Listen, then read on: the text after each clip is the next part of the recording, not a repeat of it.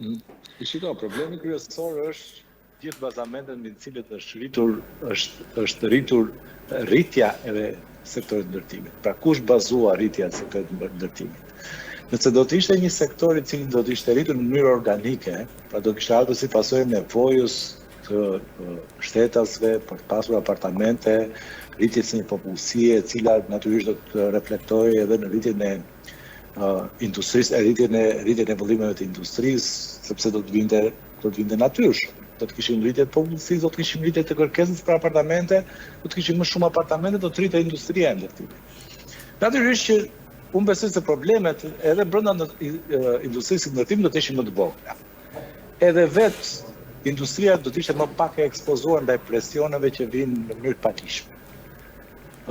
Jo se nuk do të ishte ekspozuar, si gjithë pjesa tjetër e ekonomisë, dhe ajo do të ishte ekspozuar, sepse ne dimë se kush është pesha e korrupsionit në ekonominë tonë, apo në mënyrë se si funksionon shteti jonë. Por, ndërtimi ka një specifik tjetër.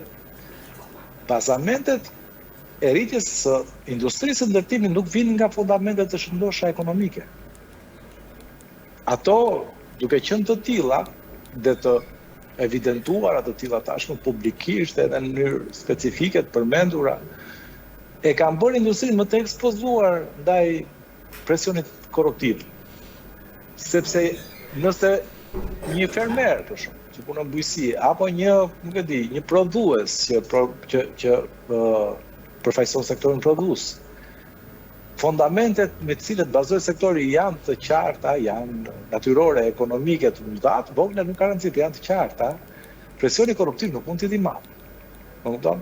Ndërsa një ndërtuesi, të cilit ne, ose më saktë, ata institucion shtetërore, njerëzit që kanë në dorë të themi mbarvajtjen ligjore të procesit, kanë mundësi që të ushtrojnë më tepër presion pikërisht për këtë fakti, sepse për mbledhje të shkurtë ai thotë, ne dimë që lejen e ndërtimit do ta marrë dikush që ka ca lek për të pastruar.